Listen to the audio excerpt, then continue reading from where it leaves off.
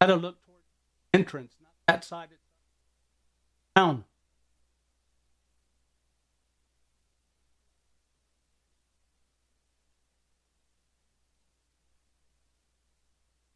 Hello, everyone. And nice gentle landing. And here we go. Didn't crash the balloon. All right, Corey.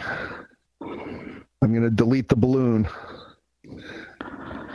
Bye, balloon. Okay. So, Thomas, you're the MC. You decide when we begin. Welcome, everyone. Is it still the plan to summon the people by?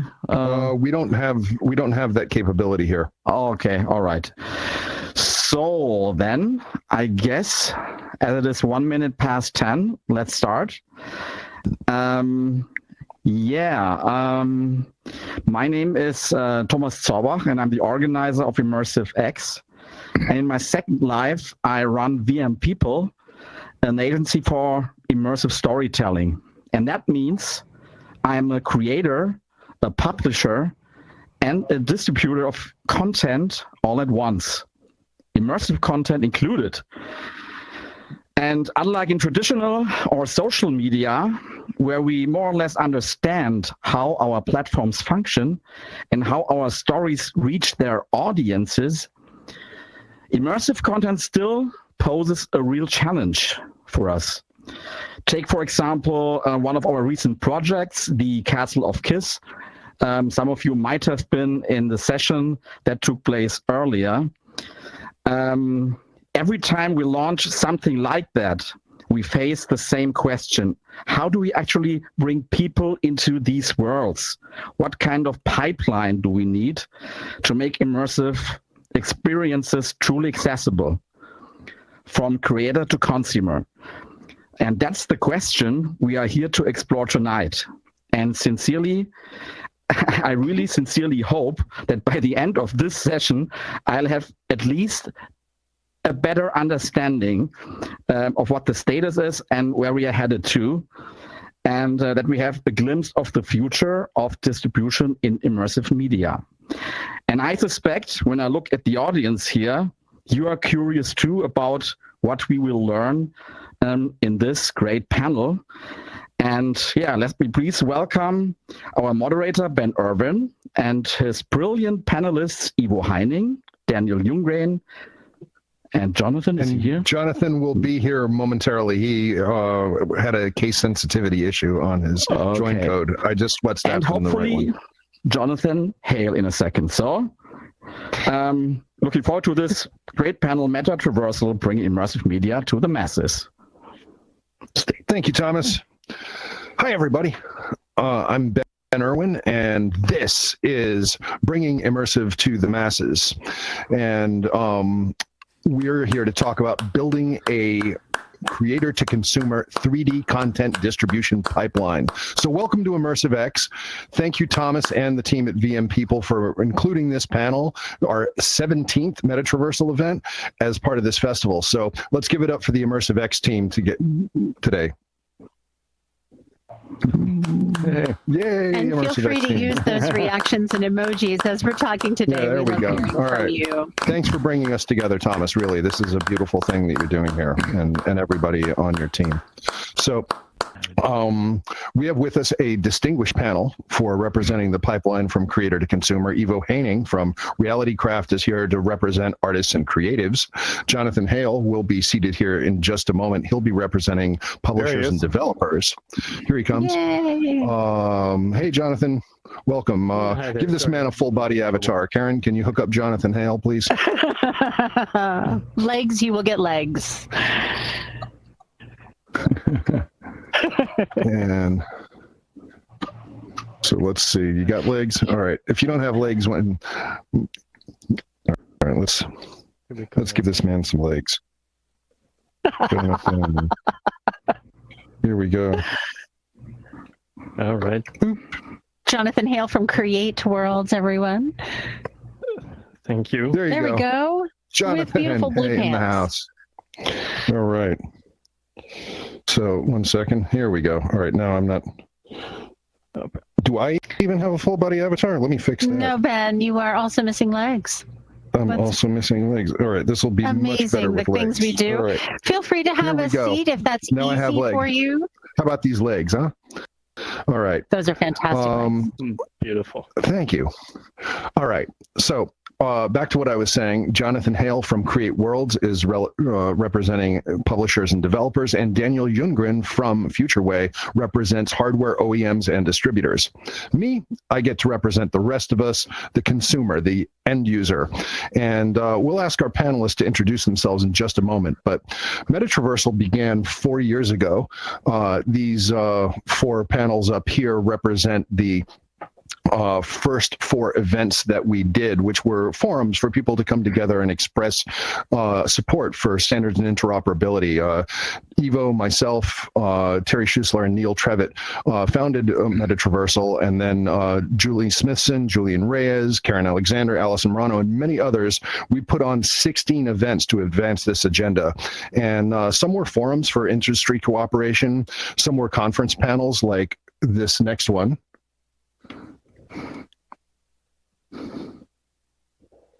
Oop. Okay, there's the play at AWE, which was what I was going to say next, and the conference. Did we skip over the conference panels? There we go, the conference panels.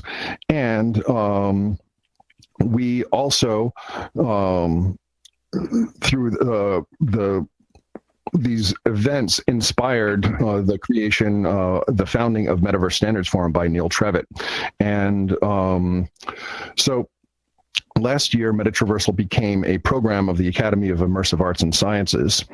And beyond just talking, we orchestrated 6 portal crawls. Next slide, please.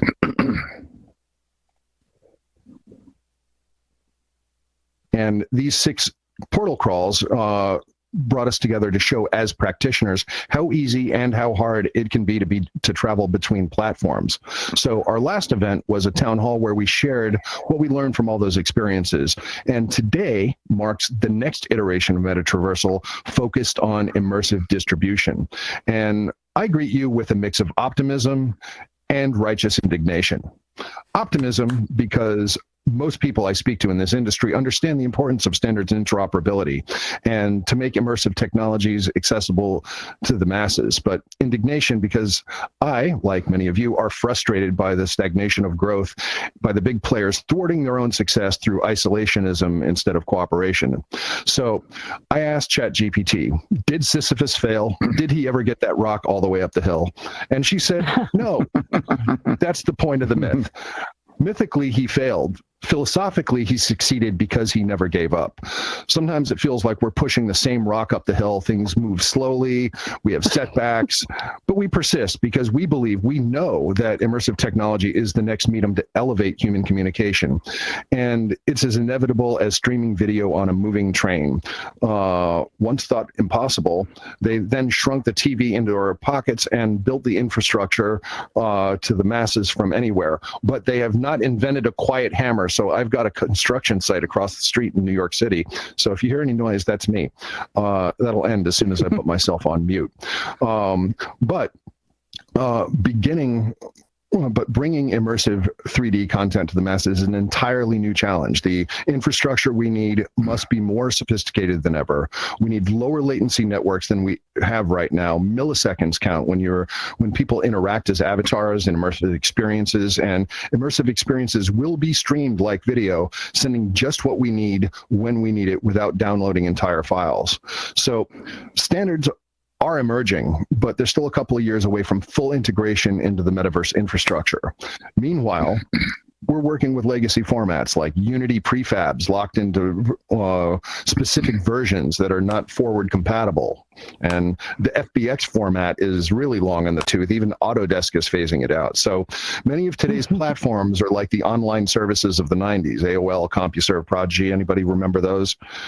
Anybody feel like we're kind of stuck in that vacuum? But WebAssembly and WebGPU are game-changing standards that are cutting out the middle layers between the CPU and the GPU that waste so much overhead. So GLTF is a mature, extensible spec ready for immersive content streaming, but it's still mostly used for 3D models. And OpenUSD is on deck to become both an authoring format and a delivering format, but it's still a few years away from a formal spec status. So when these converge, we'll have the standards, but the question is, will they be implemented?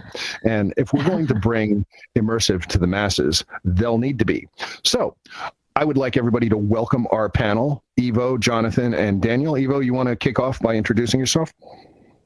I can. And hello, everyone, and welcome to this amazing gathering of people here at Immersive X. My name is Ivo Haining. I have been a creator, a producer, a strategist, someone playing at these edges for over 20 years. This is actually a screenshot from a recent talk that I gave mixing all different worlds live during San Francisco Tech Week. So like many of you, I've been creating across a wide variety of immersive formats for a very long time. That includes challenging things to distribute, like 360 videos at 8K, immersive games, some of the things we do here, like social XR, figuring out some of the edges around, for example, splats to create games and experiences, data-driven storytelling, documentary, participatory placemaking, using these spaces to design the worlds we want to live in, and then really thinking about how we apply our tools most effectively across different worlds. Now, like many of you know, when we're dealing with these kinds of creative workflows, there's a number of ongoing challenges. We're trying to seamlessly bring things together that don't necessarily want to be stitched together very easily. So Ben talked about some of those interoperability strategies, but when I'm playing, I'm often thinking about how am I blending the real world and something that I've created, whether that's reality capture or 3D assets. How am I going to synthesize that, whether that's a game engine or doing something in platform as well, or sometimes even bringing it all together live in some sort of virtual production or mesh or volume. And then thinking about how is that going to reach the audience, because so much of the engineering and workflow creative process has to be designed from the point of distribution working backward, because you're thinking about, well, what is your audience going to experience? How are they going to experience it? How do you design an interaction that's meaningful to them? And then how do you figure out how that's all going to play together? So this is a current splat that I've been working on. I went out with the X-Grids camera, and you can do this in your own towns with a portal cam or an X-Grids Lixel Kitty. You can go and scan whole blocks and turn them into games. Now, this was done in a rival space, but there are any number of platforms where you can get these kinds of workflows working for you. The challenge is, plural, when you're creating this kind of content or when you're creating a new series like this one, which is coming soon for television, Robin's Hood, is that most of our formats are not necessarily immersive first. We are taking immersive content and then pushing it to a 2D content or to smart glasses. We're thinking about morphing that information, and every time we go to a new format or background, it might need to look different, whether that's interaction design or redesigning from the ground up. So I just put a few strategies here. We're going to come back to a number of these strategies in terms of designing for events, interoperability, thinking about your real-time engine as a sandbox where you can work with your team, and then how you're combining the real and the generative, or the real and the interactive, or maybe something that you've been building in Blender. This looks like a lot of different types of things, right? Things for art museums. This is the Virtual Worlds Museum in Teleportal, which we just launched this week. And I've been really lucky as a producer to work on a number of different endeavors. And some of those are big award-winning endeavors, things that you would see in domes or theme parks. And some of them are small things that only can live on YouTube because there isn't necessarily a great channel for them. So we're going to talk through some of these strategies today in terms of create once, but being everywhere and really thinking about the portability of our experiences. But we're also going to talk about some of this real tension when we know that budgets are limited. We know that ROI can be hard to prove. We know that there aren't necessarily enough immersive screens to guarantee blockbuster releases. And so that really limits what sometimes creators can achieve. So we're going to talk about some of these sort of technical considerations, but also social and engagement and design considerations here. So thank you for inviting me to be here, Ben, and I look forward to the rest of our conversation. My pleasure, Ivo, and you nailed it with the two words immersive first, which, you know, one of my mantras is immersive first, because if everybody remember when everything became mobile first all of a sudden on the web, that was a whole like paradigm shift where agencies and clients all wanted, you know, it had to be mobile first, and it really sort of changed the way the web worked. This is the transition we need to make into this new realm and think immersive first. So Jonathan, you've created a tool called Wonderland Engine that has been nominated for many, many polys, has won many, many more, and those projects have won many of those nominations. And now you've evolved your company into Create Worlds. So tell us about yourself, your work, what you're trying to accomplish, and share with us from a publisher and authoring tool perspective what we need to bring immersive to the masses. And I apologize, your slides. I'm gonna keep bringing your slides in, but it for some reason did not want to go back. There we go. You hear me well? Yep. All right, I'm Jonathan Hale. Hi, everyone. Could you speak up a little? Your audio is a little low. I think here. Oh, you know what? Let me give you 3D voice. I think that's what it is. That's the Quest audio. All right. No, wait. No worries. You got 3D voice. You're good. Great. Okay. Can everybody hear Jonathan? So, okay, great. Can you hear me well? Great. Okay, so I'm Jonathan Hale. I'm the CEO of Create Worlds. Our goal is it to unlock the web as a development platform for interactive media, both on 3D and 2D. And today, of course, like with immersive content, 3D is with Wonderland Engine, which is most interesting for you. You will see a screenshot here. It looks just like any other large engine that you know, but what we bring with Wonderland Engine is the power of those big engines to the web. So now today with Wonderland Engine, you can build WebXR experiences that perform at the same level as a native app on the MetaQuest, for example, but the apps are accessible via links, and you can just share them via messages. You can hop right in, no download or other need to install anything. So it's WebXR, but high performance, very nice scopes, and it gives you the ability to basically transfer your Unity knowledge into WebXR. So if you want to continue on the next slide.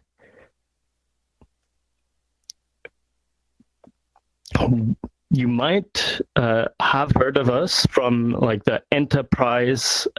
So one of the most important advantages for WebXR, in my opinion, is that it runs everywhere across any device.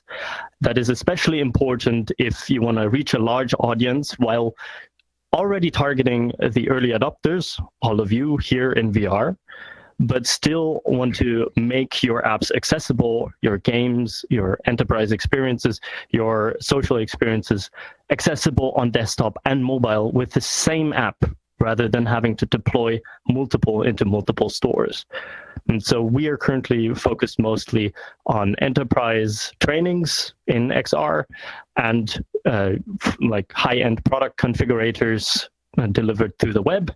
But you might know us from some of the games that our developers have been building. So developers using Wonderland Engine, as Ben mentioned, have been building award-winning games like, and on the next slide, The Escape Artist, or Dead Secret Circle, or Archery Evolution, which I heard yesterday you might have already tried in one of the sessions. And so many of these games that have been built with Wonderland Engine are featured on new tab pages on various browsers, on the MetaQuest browser, on the Pico browser, on Volvic. And I hope you've played one of these. Otherwise, go to esc.art or go to HeyVR and play a bunch of them, heyvr.io. All right. Thank you very much. Daniel, you're up. Yeah, so my name is Daniel Younggren. So I'm based in the San Francisco Bay Area. Spent the last 20 years in the intersection between mobile and XR. I started working on XR 10 years ago at HTC with the Vive. I've been working at Sony before VR, obviously, but more on the mobile side. Worked at Huawei. Today I'm work for a company called FutureWay, and over the last, I would say, 5 years, I've been focusing a lot on the WebXR ecosystem, really trying to support the ecosystem, everything from tools to distribution, publishing, and on the device side, trying to make sure everyone integrates OpenXR.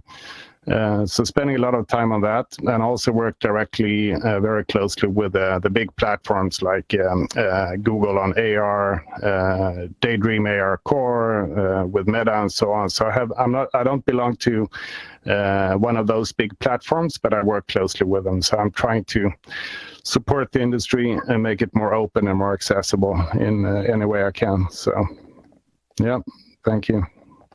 Well, let's start with you from an OEM and hardware perspective. When devices come out, they very often have their own app stores and menus to distribute content. So, what do you think the bottleneck is in distribution to be able to get it to the masses? I have my own answer to this, by the way, but I'd like you to go first with yours on how we are able to get this out to a larger audience that just doesn't have content sequestered in the single app store on a single device. Right. So, there is a bigger problem. I think we'll cover that later with standards and so on. But otherwise, as I mentioned before, WebXR has been, when we started working together, was it 5 years ago? I think it's still possible, but that was really where my thought was WebXR could basically replace native in many ways, especially to bring everything across different devices, which it does today as well. And the issues we're seeing today, and you mentioned that, Ivo, as well, that creators should not really have to port their experiences across all of these different OSs. There really needs to be an agreement on how an XR experience is packaged, designed, and how it runs across different compliant OSs. Obviously, we talked about, and we should talk more about OpenXR. Today it's more based on like supporting low-level input, but it should really become something more like a high-level content delivery. I think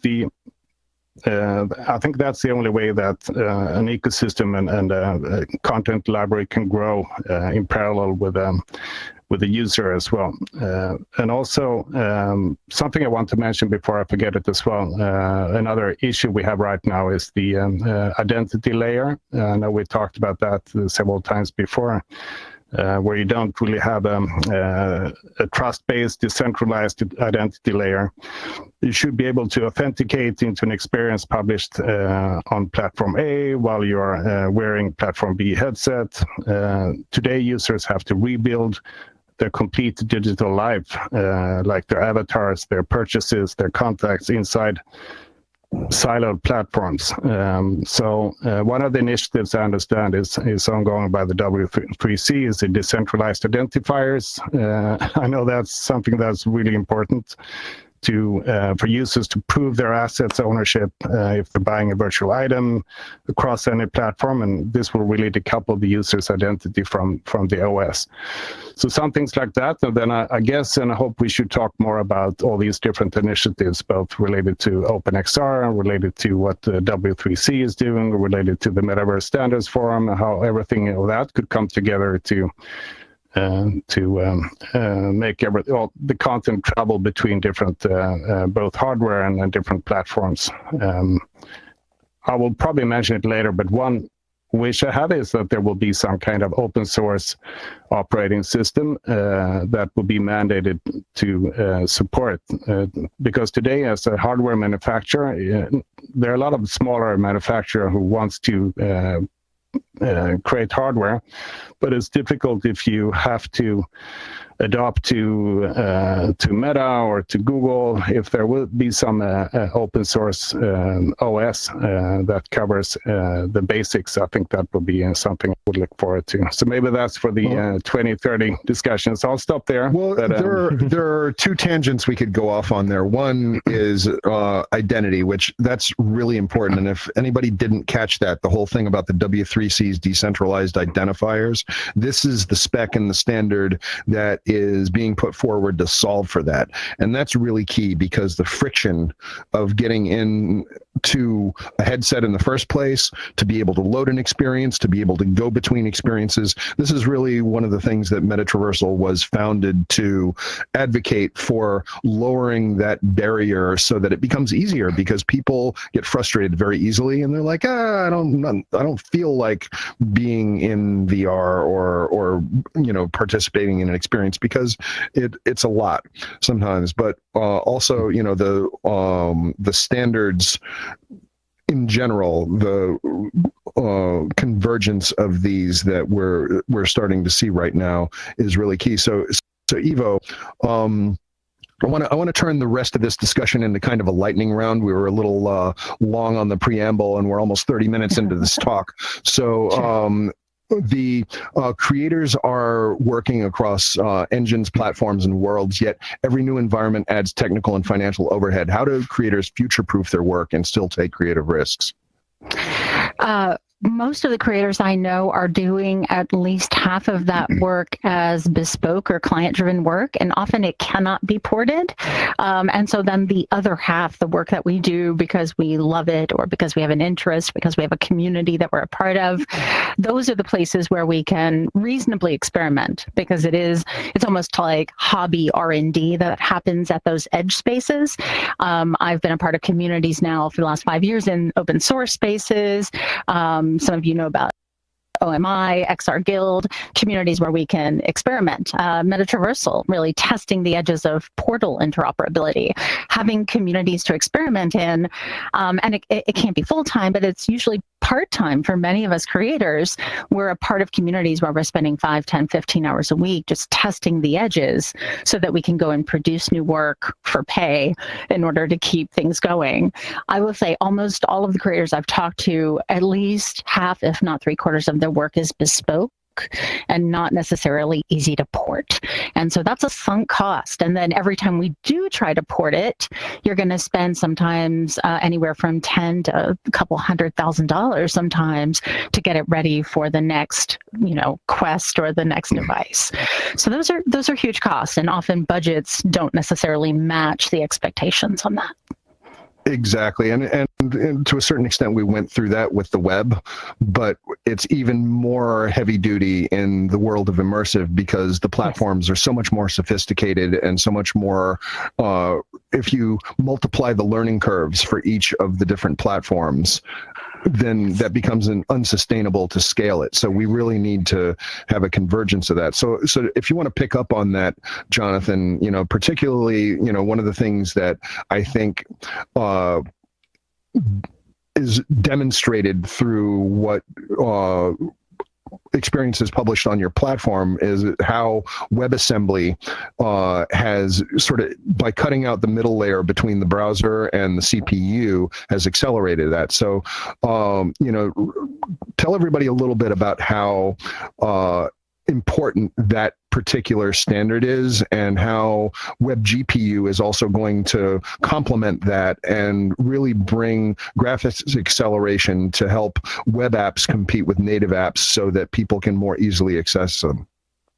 Yeah, so I think the web is very unique in that it brings the responsibility of interoperability and porting away from the developer to the platforms themselves. So if HTC or Pico or Meta want to support the web, they do the work to support your application that runs on the web rather than the other way around, you porting to whatever their platform is, right? So this gives you a unique advantage. And the way this works is because the W3C, Daniel mentioned before, which is the standards forum that kind of mandates which functions exist on the web, they built the standards, and those standards are then followed by the browser vendors, the people implementing the browsers, right? And so, Ben, you've mentioned WebAssembly and WebGPU. And what I think we're seeing here is today, a lot of the 2D applications that you love and use daily are already interoperable, as in they run on your smartphone, they run on your desktop computer, pretty independent of whether they're on Mac, Linux, or Windows, or even the Meta Quest browser, right? However, the new demands of 3D or immersive content now need new and better and faster standards, APIs like WebAssembly and WebGPU, that make it easier for people to build 3D content that is standardized in a way that platforms and browsers have the responsibility to support your app. And I've heard like supporting future devices and porting to future devices can be a problem. But with the web, again, it is the platforms that need to support the web. And because the web is so massive, as like all of us together, all of our apps together, it is a huge motivation for hardware vendors to actually support it and make sure that your applications run smoothly and run well on their devices. So future devices, like for example, the games that you've seen before, like the Escape Artist built by Pardowski Creative, they were ready out of the box for Apple Vision Pro before it launched. And now maybe there's a Steam headset coming soon. All WebXR applications should already be running on there without anyone ever having touched one of those devices. There's one small note there, as long as the input stays the same. But I think it is a massively stable platform to build applications on today, and WebGPU and WebAssembly make the hardware available to your app pretty much like a native application. Well, one thing that I think it's important for people who aren't familiar with these programming languages or, you know, doing specific program to understand that WebAssembly and WebGPU are not languages that you just sit down and start writing.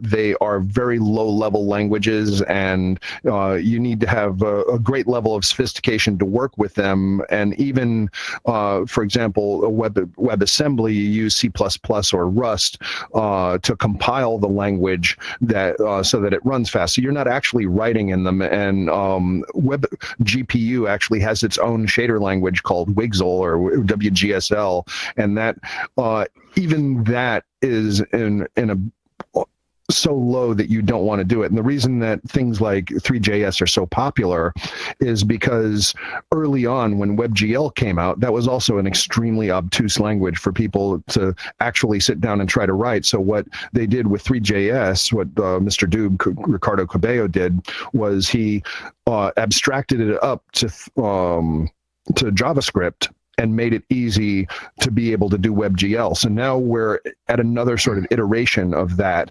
where there's even more powerful languages that are also obtuse to be able to do that, but they're getting abstracted upwards. But the moment that we're at right now, we're not really seeing the tooling yet, but it's coming. And when it does, that's when we're going to start seeing the experiences that are more fast and more distributable. So Daniel, the second part of my previous question or response, it was, you said that we need more open source operating systems. So could you clarify what you meant about that? Because Android is an open operating system, but you mentioned Google as something that they didn't want to work with, and now we have Android XR. So, you know, could you sort of give us a sense of this sort of OS ecosystem? Because that really is the core layer that goes in between the device and whatever experience is running on it. And when a experience needs to be available across platforms, it needs to be compiled for that. Yeah. No, so Android XR, I will get my Galaxy XR headset next week, I think. So I'm looking forward to trying that. But I think Google with the with Android XR is actually our biggest hope for a more open platform.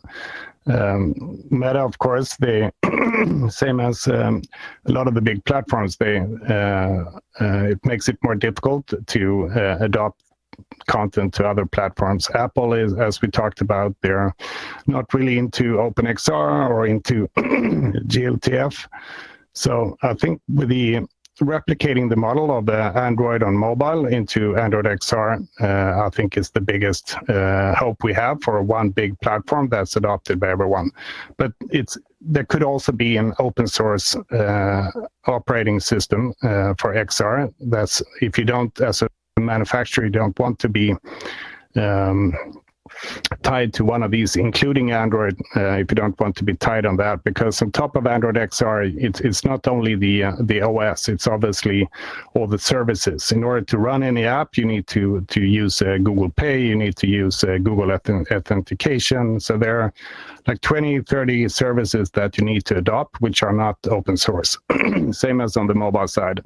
So I think I wish to see something like an open source OS for XR. I don't know who would build it, but that would help out, or at least you have some of these services being more more choice for developers as well if they adopt Android XR, or if you're a hardware manufacturer using Android XR, you should be able to have more flexibility.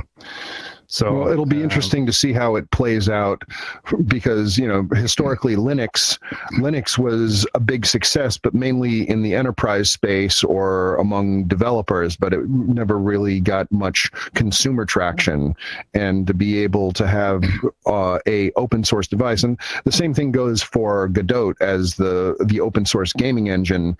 It's got a little tiny market share, it's respectable. People are building on it. People are building things with it, but it's hasn't really gotten the buy-in that a Unity has, for example. And then when you see a Wonderland engine come along that is actually publishing this for the web, this is sort of like off by itself, because it is designed to publish to the broader user base that the web delivers, not just through the headset, but through desktop and mobile. So Ivo, audiences respond when experiences are social, spontaneous, and easy to join. But what formats have shown the clear signals that mainstream audiences are even ready? Oh, wow. Well, I think we need to go to the places where people are already going by the millions for events. So that absolutely includes Fortnite, that includes Roblox, that includes, interesting spaces like Minecraft. User-generated worlds and virtual worlds are absolutely where things are happening in mass, right? And that includes like giant volumetric versions of our favorite stars. So those kinds of interactions are proven, right? There's an ROI, there's a market, there's an opportunity that people understand. There's a lot of things that are in the more nascent space, and it's less in gaming, it's more in other types of storytelling. Those have not really broken through in the same way, and part of it is a market challenge. So I think that's a market opportunity. There aren't a lot of challenging channels if you want to go and find like the PBS style content. PBS is making great WebXR content, but they don't have a single channel where you can go and find those things. Educational content, documentary content, simulations and futures. Things that are not necessarily in the traditional training, but are definitely in simulations. Sometimes those are harder to find. We don't have great search discoverability. We don't even have amazing channels sometimes, depending on which device you're in. If you're in the Apple Vision Pro, you are going to see different media than I'm going to see in my Quest. And so that fragmentation ends up costing all of us. It costs the creators, it costs the distributors, and it also costs the audience, many of whom are not really aware of how much is out there today. Yep.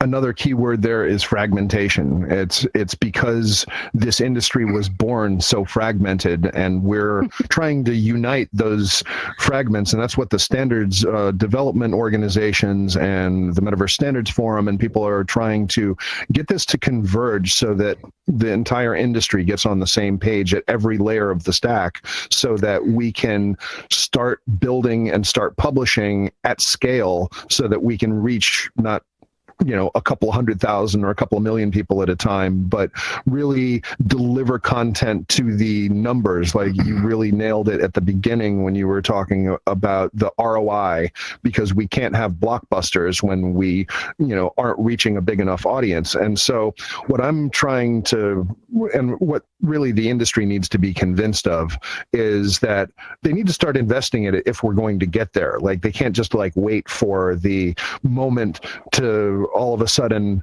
to deliver all these experiences. You have to send it to the audience you have, and then it will catch on, and then it will grow from there. So now we really are down to a lightning round. We're down to 4 minutes. So 1 minute answer. Ivo, let's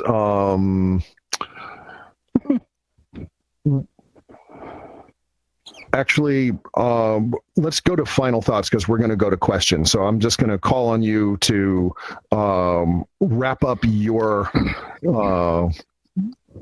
Sure. I can say a couple of things. Number one, it's never been easier to build and create scenes, whether that's in reality capture or you're on your own imagination, and then being able to take those USD files, those GLTF files, and bring them to life in lots of different ways.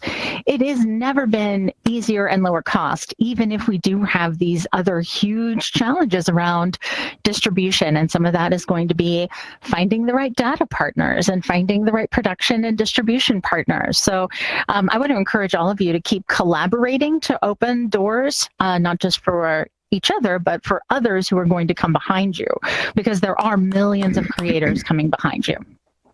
Amen. Jonathan? Absolutely. Build more immersive content. It is extremely easy to build immersive content on the web and distribute it. You don't need any App Store curation or anything. You just upload it as a web page and then send it out to a friend. So I highly recommend just play around with it. Try to get your feet wet. And there's many other platforms, even if you're not into coding, that allow you to build immersive content on the web and easily distribute it. So when you say extremely easy, some tips for these folks to get started who want to. So if you're already familiar with Unity, of course, try Wonderland Engine. If you do not know any coding whatsoever, there's platforms like FrameVR that run on the web, which are excellent. Then if you know HTML, you could have a look at A-Frame, for example. And you'll find, just type in WebXR getting started, and you'll probably find the immersive web documentation, which lists all the engines. Pick one, and then get started. Well, and one of the things I've been saying all along is that there are so many JavaScript developers that are out there. Do we have any JavaScript developers in the house? Any JavaScript people? Got a couple of hands raised there. Okay, so JavaScript has several amazing libraries: 3JS, Babylon.js, which Frame is built in. React 3 Fiber is becoming really popular, and it has a framework on top of that, React XR, which has all the interaction points on it. So these libraries are out there, and and they're open source. So if you have the appetite for that, that is one way that you can start building easily distributable experiences. And so, Daniel, final thoughts. Yeah, so I think I talked about it already, but I think the hardware ecosystem should grow through openness, not exclusivity. I think hardware manufacturers should focus on that should be one content available on any platform, but you differentiate on the core components, on the optics, on the vision, on the maybe on the on-device AI that you provide, or peripherals that you sell on the side or certain services, but kind of keep the content open across all platforms and have hardware manufacturers differentiate on the actual hardware and some other components that would add on. Like universally, Meta could use their social graph to enable any platform. Google could use their Gemini AI for live translations or for content discovery inside any application if they would like to do that. So I think that's they could. That's a future if only they would, hope right? for. Yeah. So that's a future I would hope for, and some of that could actually. No one likes regulations, but what we see in Europe with the Digital Markets Act, something like that could actually be possible within the XR industry as well, to mandate, put some regulations in place to make it more open. So we'll see where it goes. Well, whatever makes it easier for creators to build, publishers to publish, distributors to distribute, and consumers to consume. And that's what we're here to talk about here, is those 4 layers there. So we are at time. Thank you all for coming to this. I have a quick plug. This Friday in Engage and Walkabout Golf, we have our 6th Ready Player Golf tournament, where we are supporting the Children's Cancer Research Fund. And this fellow named James Origo goes out to hospitals and he brings VR to kids battling pediatric cancer and gives them amazing, joyful experiences that they wouldn't otherwise have. He's able to bring them together across distance and give them a life that they wouldn't otherwise be able to live due to their circumstances. So we've been supporting this for 4 years. We get together and engage with a bit of networking. Then we go in, we play a couple of friendly rounds of golf, and who knows, you may team up with members of the XR community and just have some fun hanging out. But then on Saturday, we have an award show. We do this every year, and Chris Madsen, who's the wizard of Engage, he comes and he does something special this year. This year, I got to witness personally. We went into Engage and we watched these kids use Engage's AI tool to build a Halloween world. And not only are you going to be able to see that, you're actually going to be able to go inside of it and watch the kids do this played back through a spatial recording. So it's going to be a really special Ready Player Golf. All we ask is $100 as a donation to play, but you can donate any amount you want. Thank you, Thomas. You gave $250. Really appreciate that. That was really nice of you, and hope to see you all there on Friday. So with that, Thomas, are we going to do Q&A, or is our time up? Oh, we can't hear you, Thomas. Actually, time is up, but I think 1 or 2 questions would be good. Okay, I see Ambrose's hand raised. Ambrose from SN1, who also, SN1 donated $5,000 to Ready Player Golf this year. So let's give it up for SN1. All right, Ambrose, what's your question? Hi, Ambrose. Oh, and let me give you 3D voice here. 1 sec.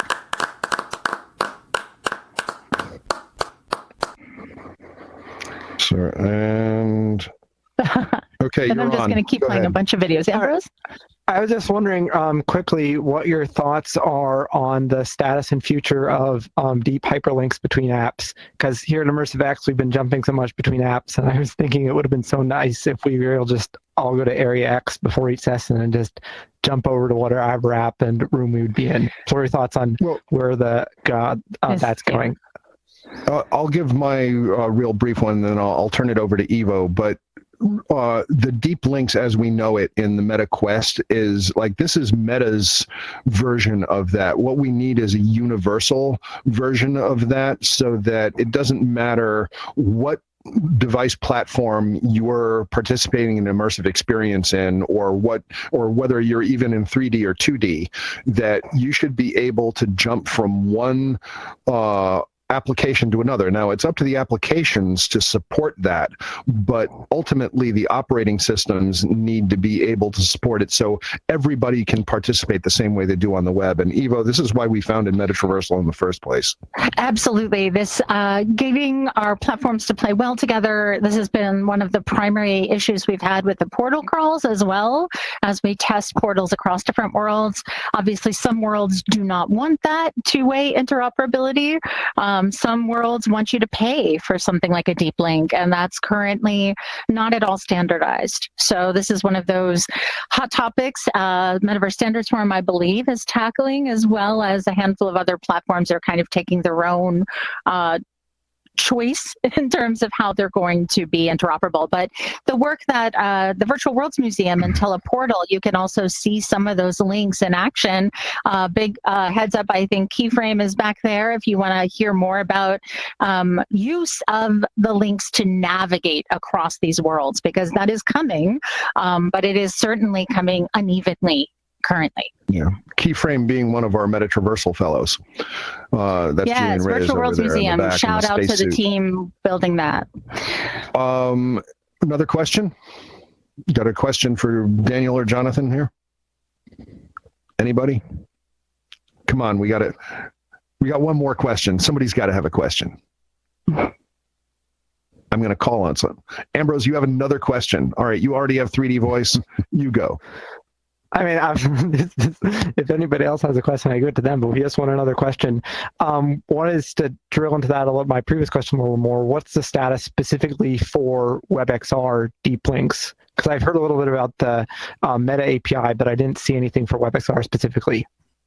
I need to know what you mean by that, because the whole point of WebXR is that you use URLs to jump between places. Deep links are for native apps. I think maybe it's more the idea of, I guess, well, there's the question of WebXR to WebXR and then WebXR to native. And specifically WebXR to native, I believe, is not supported at the moment. Right. No. Well, and this is what we want to advocate for, is the same way that if you click on IMDb, or, you can launch an app out of a website. We don't have that in Immersive yet. Daniel, you want to take that one? I'm not sure I have a good answer for that. I think, Jonathan, you're better to answer that, if that is a... Yeah, I mean, it sounds nice, and I think in general on Android for 2D apps you have URL handlers that allow you to, for example, if you click on a Twitter link, it'll open the Twitter app, and somehow that works. I don't think that we have something like that for Android on, or Android XR, or Meta's version of Android yet. However, some specific apps supported. For example, you can deep link from the browser into the MetaQuest store, which is very useful for like advertising MetaQuest experiences. For example, HeyVR uses that extensively. So you can click on an ad and then it actually takes you into the store app, not on a website, which is great. So generally something seems to be there where maybe that's supported. Maybe it is more supported than we think. Maybe Android XR or MetaQuest do kind of allow it, but it's undocumented. But obviously jumping from WebXR to WebXR is pretty easy. Yeah. It might be a feature of advertising and marketing that you might have to ask in some cases, not just with Meta, but with other platforms as well. There is often more available than they're telling you, but that doesn't necessarily mean that they make it to you for free. So that's what we've seen today, at least. Yeah, like today on mobile Android, you cannot jump from one app to the next, right? You have to go and you have to shift from one app to the next. So there is no deep linking available between mobile apps on Android today. You can embed things into an app and you can utilize services from another app, but it's not like you cannot jump. And I think Android XR is the same. Yeah. But it's amazing how far we've come in 3 years for mobile experiences. So much of what we're doing here didn't work on mobile 2 or 3 years ago, and now is working for many of us fairly seamlessly, even if we are stuck into the app. Well, and that really gets to the heart of why Immersive is different, because it is a shared experience with other people. And when you're jumping from one app to another, if you're on your phone and you're going from a social media app to a banking app, or a social media app to a social media app, it doesn't really matter as much that they don't play nice together. Or even when you're backing out of a Netflix app and going into Amazon or Disney's app to watch TV, these are sort of static experiences experiences. But when you are wanting to traverse the metaverse, you want to do it with your friends. You want to take your digital goods with you. And this is what we're asking for. We want this level of cooperation for the industry so that we, as a collective, humanity who is entering into this new era of immersive technology and shared experiences, that it be made easy for people to do this. It needs to be safe and secure, but I think that we already understand the security implications of this pretty well. It's just a matter of opening up the doors and doing it correctly. And back to your point, identity is really at the core of that. So with that, this has been METATRaVERSAL 17, bringing immersive to the masses. Thank you all for coming. I'm Ben Irwin, Ivo Haining, Jonathan Hale, and Daniel Younger. And let's stand up and take a bow for that invisible camera that's in front of us.